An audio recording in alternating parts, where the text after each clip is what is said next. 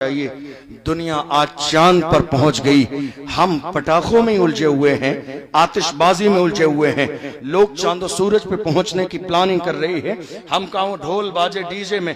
हमारी प्लानिंग क्या चल रही है? नहीं साहब, बेटे और बेटे की शादी में फला इलाके का बैंड बाजा बहुत ज्यादा मशहूर है, वो लेकर आऊंगा मेरे दरवाजे पे बचने के लिए। यार खुदा के बंदो, कुछ तो लिहाज करो, तुम्हारा लेवल कभी इतना डाउन नहीं था, तुम इतने जलील इंसान नहीं थे। अल्लाह का कुरान कहता है वलिल्लाहिल इज्जतु वले रसूलिही वलिल मोमिनीन, इज्जत अल्लाह के लिए है, रसूल के लिए है, ईमान वालों के लिए है। खुदा ने तो तुम्हें मुअज़्ज़ज़ बनाया है। वलक़द कर्रमना बनी आदम, हमने औलाद आदम को इज्जत वाला बनाया है। खुदा तुम्हें इज्जत वाला बनाए और तुम शरीयत के खिलाफ काम करके अपने दरवाजे पे ढोल बाजे डीजे करके तुम बाज़ाब्ता शरीयत की मुखालिफत करके जलीलों जैसी हरकत करो। इससे ज्यादा शर्मनाक सूरत हाल और क्या हो सकती है? मेरी कौम के जवानों, मैं तुमसे कहता हूं, हुजूर के सच्चे आशिक बनो, पक्के आशिक बनो, वफादार बनो।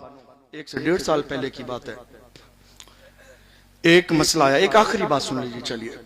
एक मसला आया, हमारी एक बहन मुस्कान को कॉलेज से बाहर निकाल दिया गया। आपके जहन में है आपके जहन में? तो यह भी होगा कि निकालने की वजह क्या थी। उसको कहा गया कि अगर पढ़ना है और एग्जाम देना है तो बन के कैसे जाऊंगी, खातून जन्नत को चेहरा कैसे दिखाऊंगी। मेरी माएं बड़ी तादाद में इस जलसे में बैठी हुई हैं। बड़ी माजरत के साथ मैं अपनी माँ और बहनों से कहना चाहता हूँ, अल्लाह ने तुम्हें बाइज्जत बनाया है, तुम्हें मुअज़्ज़ज़ बनाया है, साहिबे किरदार बनाया है। अपनी इज्जत के बारे में जरा गौर किया करें। ये दुनिया की औरियानियत और ये दुनिया के दिखावे कभी किसी को इज्जत की जिंदगी नहीं दिला सकते। एक औरत की जिंदगी का सबसे बड़ा हुस्न उसका पर्दा है, सबसे बड़ी उसकी सच्चाई उसका पर्दा है। जो औरत पर्दे की आधी आश बन जाएगी, कल कयामत के मैदान में कनीज़े फातिमा बन के चमकेगी। ये हमारी जिम्मेदारी है कि हमारे घर की औरतें पर्दे वाली रहें।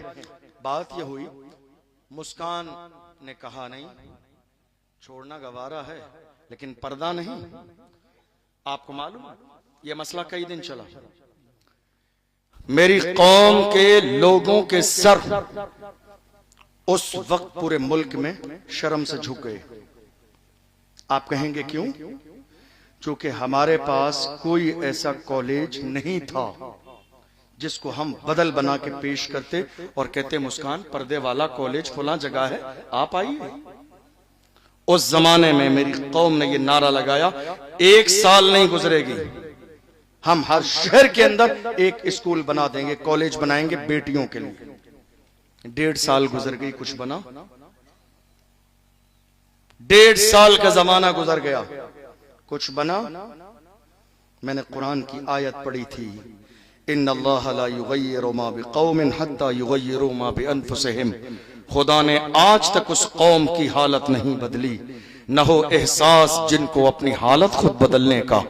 आप जब तक अपने हालात बदलने के बारे में नहीं सोचेंगे, आपकी हालत कभी नहीं बदलेगी। आप जानते हैं क्या मुसलमान गरीब है? नहीं। क्या परेशान है? नहीं। क्या मुसलमान कमजोर है? नहीं। मुसलमानों की गरीबी देखनी है।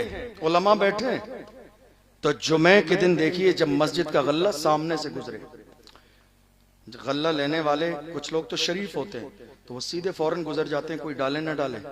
कुछ लोग थोड़े से पुराने हो जाते हैं तो जब तक बंदा डालेगा नहीं वहीं खड़े होकर गल्ला हिलाते रहते हैं।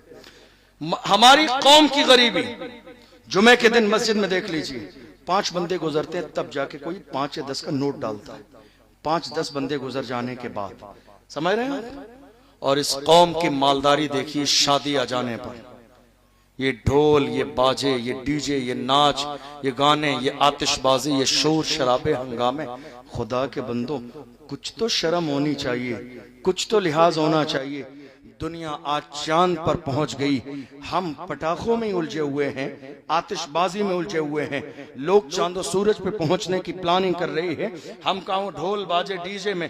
हमारी प्लानिंग क्या चल रही है? नहीं साहब, बेटे और बेटे की शादी में फला इलाके का बैंड बाजा बहुत ज्यादा मशहूर है, वो लेकर आऊंगा मेरे दरवाजे पे बचने के लिए। यार खुदा के बंदो, कुछ तो लिहाज करो, तुम्हारा लेवल कभी इतना डाउन नहीं था, तुम इतने जलील इंसान नहीं थे। अल्लाह का कुरान कहता है वलिल्लाहिल इज्जतु वले रसूलिही वलिल मोमिनीन, इज्जत अल्लाह के लिए है, रसूल के लिए है, ईमान वालों के लिए है। खुदा ने तो तुम्हें मुअज्जज बनाया है। वलक़द कर्रमना बनी आदम, हमने औलाद आदम को इज्जत वाला बनाया है। खुदा तुम्हें इज्जत वाला बनाए और तुम शरीयत के खिलाफ काम करके अपने दरवाजे पे ढोल बाजे डीजे करके तुम बाज़ाब्ता शरीयत की मुखालिफत करके जलीलों जैसी हरकत करो। इससे ज्यादा शर्मनाक सूरत हाल और क्या हो सकती है? बड़ी माजरत के साथ कौम मुस्लिम के अंदर हर इलाके में आज कंपटीशन क्या है? मैसेज दे रहा हूं, आखिरी बात, मैसेज लेकर जाइए। हमारे तमाम इलाकों में कंपटीशन है।